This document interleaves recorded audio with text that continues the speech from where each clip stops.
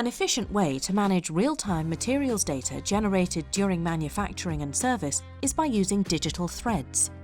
These enable exchange of information between product development stages and store a record of manufacturing, inspections, and environment.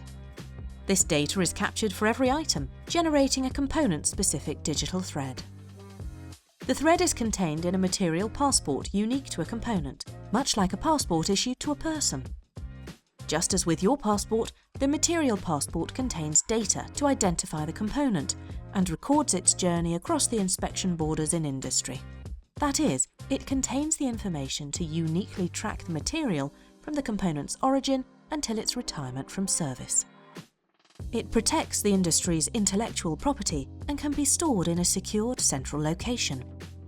This is our vision for efficient production with digital twins, reliant on manufacturing and service data captured in digital threads and material passports.